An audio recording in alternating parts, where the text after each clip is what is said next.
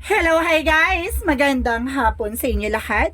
This is Chin from Asagari Channel, a faith healer, also batayders. So ngayong gabing to, ngayong hapon na to at ngayong umaga na to sa masulok ng mundo, nandito na ang ating prosperity bowl for 2024. Paano natin maaakit ang swerte at paano ang gagawin natin para 'di ba, maging masagana ang ating pamumuhay sa mga susunod na taon.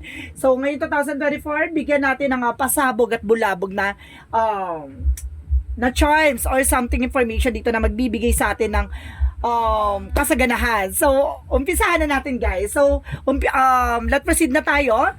Ang kailangan muna natin ay bigas, no? Bigas muna.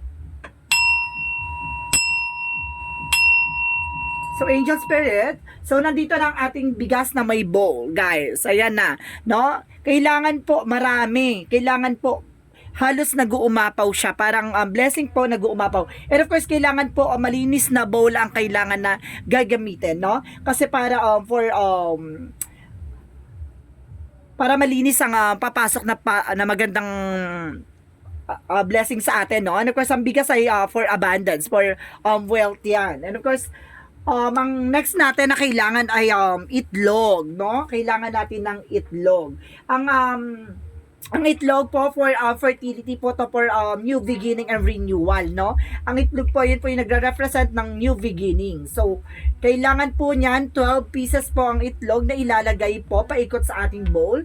Nang sa ganun ay paikot ang swerteng papasok sa atin, no? At walang lalabas. At kailangan po siya 12 pieces siya, hindi siya pwede ng kulang. Kasi 12 months po tayo for a year, so kailangan 12 po siya. At the same time, ano po ba ang kailangan natin for the next step, no?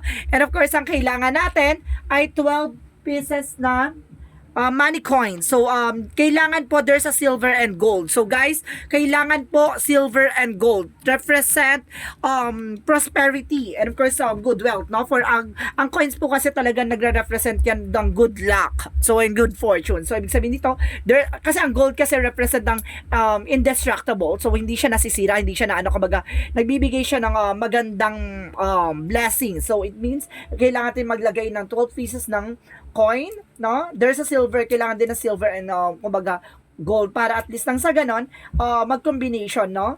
Ang ating energy, hindi pwedeng gold lang, hindi pwedeng, kailangan there's a silver and gold. Kaya para na sa ganon balance siya, no?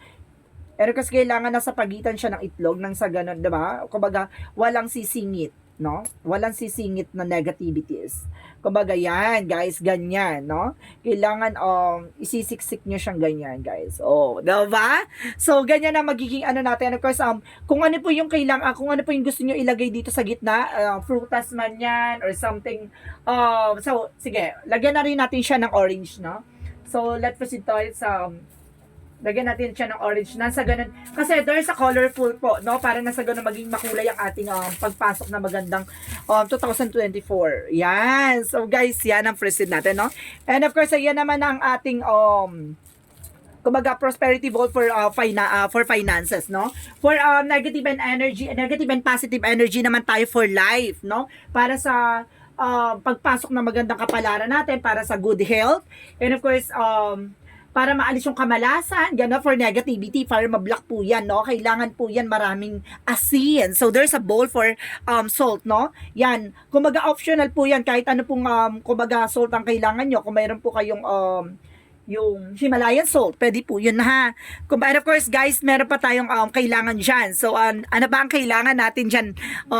Proceed tayo for bay leaf. So, ang kailangan natin, dahon ng laurel. So, ano yung kailangan natin gawin sa dahon ng laurel? Para nang sa ganun, lahat ng mga hinihiling natin or goals natin sa buhay ay magkatotoo. And of course, eto na nga guys, no? Susulatan mo siya every pieces po, no? Susulatan mo siya ng wishes mo or something goal na gusto mong matupad sa 2024. Like kumbaga good health. Kailangan po bagong ballpen din po ang gagamitin nyo, hindi pwedeng luma. Good health. Good health. Oh my God. Dito. Ayun. Good health. Yan. So, kailangan good health, no? And of course, ayun, ilalagay mo siya dito, tatarak mo siyang ganon. So, paikot po yan, para na sa ganun maging balance ang negative and positive energy natin. Yung bay leaf po siya is kumbaga spiritual sign din po yan for positive energy. So let's see. Next step po natin, kunyari, finances. So, lagyan na natin 500,000. 500,000. Yan. And of course, let's proceed for 1 million. So, lagyan natin ng 1 million. Kailangan, kailangan, number po yung ilalagay nyo. Hindi pwede yung 1 tapos K. Kasi hindi po siya considered. Kaya kailangan, And of course, lalagay mo dito, business. So, in all aspect po yan. Kung may business kayo, yan, business. Yan. And of course, house and lot. So, para at least nasa ganun, diba? House and lot. Yan. So, para maging magandang, at of course, para magkaroon tayo ng mga sariling bahay. And of course, ano pa kailangan? Kumbaga, savings. Savings. Yan. So, kailangan niya magkaroon ng ganyan. Savings.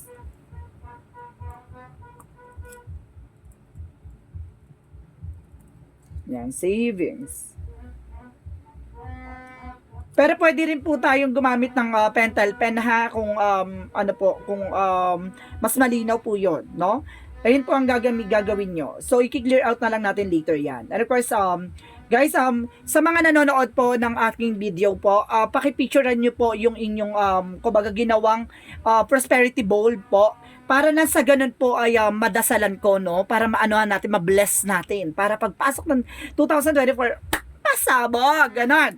So, proceed for good health, for happy family, yan, happy family. Yan. And of course, car, no? Sasakyan, car. Siyempre, kailangan natin ng car. Yan. And of course, ano pa ba ang kailangan natin?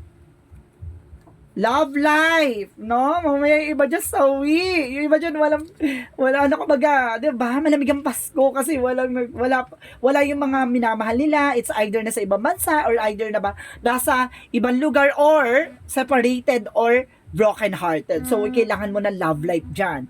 No? And of course, long life. No? Siyempre, long life. Kailangan natin yan. Pang matagalang buhay. Hindi pwede yung ganun-ganun. Mamaya, bigyan ka masaganang buhay, tapos wala ka. Diba? Saglit mo lang malalasap. So, kailangan mo ng long life. And of course, next, proceed natin ng, kumaga, ano pa ba yung kailangan yung hilingin? Ano ba gusto nyo, no?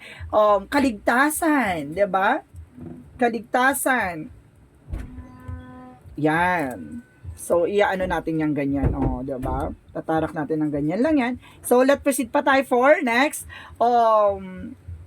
Money and career na lang, no? Kung wala na tayo maisip. Money and career. So, ganyan, guys, no? Para na sa ganon, paikot po yan. And of course, guys, kapag nakapagawa ka ng gantong prosperity bowl na for negative and positive energy, and of course, ang kailangan nitong gawin, yung iba dito, kumbaga, kumukuha ng kapiraso ng asin, tapos yung leaves na to ilagay sa maliit na baso like dito, sa ganito, no? Sa ganito. No, sa ganito, tapos, and of course, 12 na leaves, no? And of course, ano nyo lang po yan, ilagay nyo po yan sa center ng bahay ninyo, like, altar, nang sa ganun, kumbaga, maka-attract kayo ng positive energy, no? Yung mga negative sa bahay nyo, para nang sa ganun, hihigupin siya. Kaya, pag napansin nyo yung asin nyo ay natutunaw, so it means, ang lakas ng negative energy na nasa inyong pamamahay. And of course, kailangan din natin na incense stick later, So, let's proceed na tayo for oil. So, eto na, di ba? Ang oil kasi yung nagbibigay balance. So, para magbigay siya ng balance, and of course, para dumaloy ang magandang kapalaran, di ba? At magandang eksena. Yan po ang mga kailangan nating gawin at mga kailangan nating ilagay sa ating hapagkainan. Ngayong papasok ang 2024. So, let's proceed na tayo sa ating tawag dito? Incense stick. So, kailangan natin ng 12 incense stick.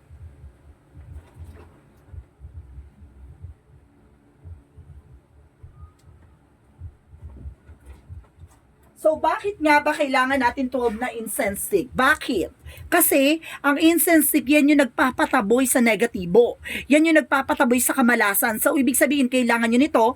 And of course, kumbaga, iano nyo lang po siya sa ganyan. And of course, sisindihan nyo siya during pagpasok ng 2024. Nang sa ganun, diba? Kumbaga, lumabas yung mga kamalasan, lumabas yung mga negative energy. Kailangan bukas ang pinto nyo, ha? Para na sa ganun, pumasok yung mga good energy. And of course, yung mga bad energy lumabas.